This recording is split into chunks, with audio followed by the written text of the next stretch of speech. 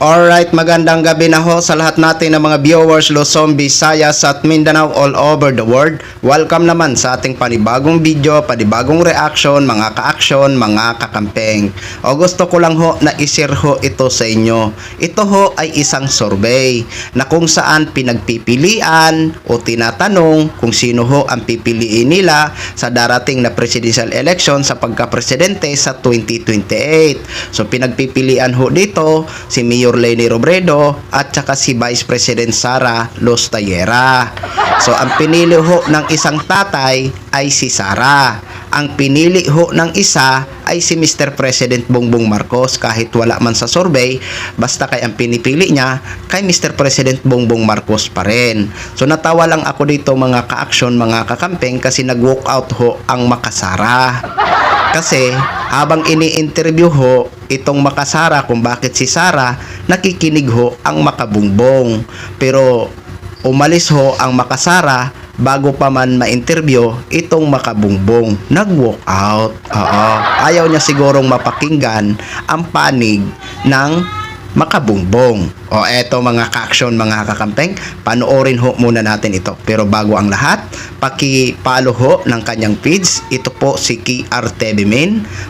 Kasi gagamitin ho natin ang kanyang video. Paki-follow ho kasi siya po ay talagang araw-araw ho nagsusurvey ho ito mga ka-action kung sino ang pipiliin sa presidential election sa darating na 2028 election.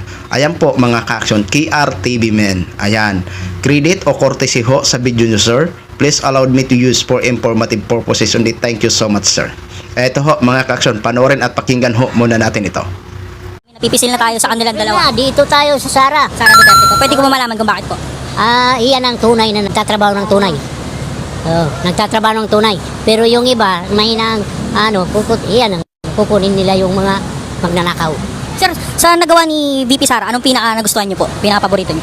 May political will kasi siya. May political. Pero kung ano sinabi, yun. Wala yung pagiligoy-ligoy pa. Impeachment na si Sara. Sir, sa... Yan, mga guwan impeachment. Wala yan, makita mo. Sir, speaking of impeachment po, sa impeachment po ba ni VP Sara, pabor po ba tayo? Pabor po ba tayo na ma-impeach? Para malaman. Sabing yung sinasabi nilang na confidential fund, ay pinatupad yan ng tama. Nasagasaan yung mga kuwan yung mga NPE. Nagali. Okay. Bongbong kami. Bongbong pa rin po, sir. Bongbong kami. Hindi ko malaman, sir, kung bakit po. Siya lang sa gobyerno, sa katiwalian, sa mga port control, siya lang ang nakabalasa sa lahat ng mga kanyang ginawa lang, kanyang trabaho.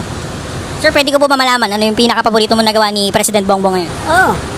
Lahat, nagtatrabaho siya. Lahat ng mga puro kumakampi sa taong bayan. Bibigay ng ayuda. Bibigay ng kabuhayan sa taong bayan. Ay, mayroon ba si Sara binigay? Wala na. Sir, last question na. Sa impeachment ni VP Sara, pabor ba tayo na ma-impeach siya? Malamang. Ano pong dahilan, sir? Pero mo yung kanyang mga ginagawa. Puro paninira sa ating Pangulo. Babanta pa sa tatanggalin ng ulo. Matino ba yan? Hindi ata makakabuti sa kapwa presidente, sisiraan niya. Dapat walang walk outan, tatay. Ipinakinggan ka nga ho habang nagsasalita ka, habang sumasagot ka sa interview o mga katanungan sa'yo ng Makabungbong. Pero ikaw, umalis ka. Hindi pa man nagsasalita yung Makabungbong. Ayaw mo bang marinig ang kanyang ang kanyang panig? Bakit ganun? Walk out, walk out. Ayon sa Makasara, tunay daw na nagtatrabaho si Sara. At yung confidential fund daw ay naipatupad ng tama. At may political will daw si Sara. Sana all may political will. Alam nyo, tatay, doon sa Makasara, tanong ko lang ho sa inyo. Di ba?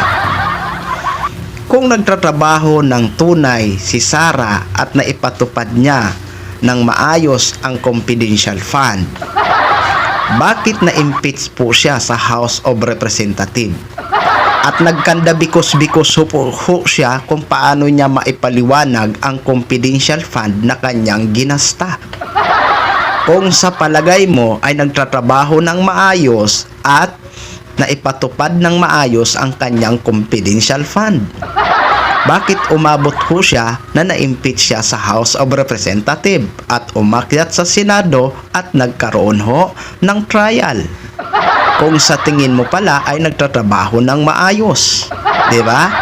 Kung nagtatrabaho ho ng maayos si Vice President Sara Lustayera, idi sana walang nangyaring impeachment sa kanya sa House. Wala sanang trial dyan sa Senado. Maliwanag na maliwanag ho ito, tatay.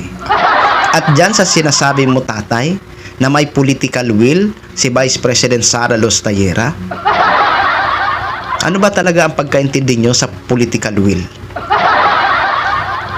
Like for example, dapat may isang salita. Dapat kung ano ho ang sinabi niya, nasabi niya, haharap ako sa tamang forum, kung ginawa niya yun, ibig sabihin may political will siya. Di ba? Hindi siya humaharap eh. Ibig sabihin wala siyang political will. Di ba? Si Mr. President Bongbong Marcos ang may political will, tatay. Kasi talagang pinaimbestigahan niya ang flood control scandal at may nakukulong. Di ba? Alam naman natin kung gaano kapanganib ang talagang inaksyonan ni Pangulong Bongbong Marcos itong flood control scandal. Kasi alam natin ang masasagasaan ng mga tao ay malalaking tao. Pero hindi nagpatinag si Pangulong Bongbong Marcos. Itinuloy niya ang investigasyon. Yan ang sinasabi ko na may political will. At dyan sa sinabi ng Makabungbong, tama po. Regarding sa flood control, kitang-kita ho natin ang pag-aksyon ni Pangulong Bongbong Marcos. At dyan sa sinasabi niyang mga ayuda, mga binigay na kabuhayan sa ating mga kababayan, totoo ang sinasabi ng Makabungbong. Di ba? Hindi ito haka-haka, hindi ito gawa-gawa. Kung hindi, natatapik ho natin yan ang mga ayuda na ibinibigay ng administrasyon ni Pangulong Bongbong Marcos sa ating mga kababayan. For short, totoo ang sinasabi ng Makabungbong. So yun lang ho mga ka-action, mga kakamping, no? Gin-share ko lang ho sa inyo yan. Maraming salamat ho sa lahat natin ng mga viewers Luzon, Visayas at Mindanao all over the world. Ako po ang inyong lingkod, si The Action Man. Good evening, everyone!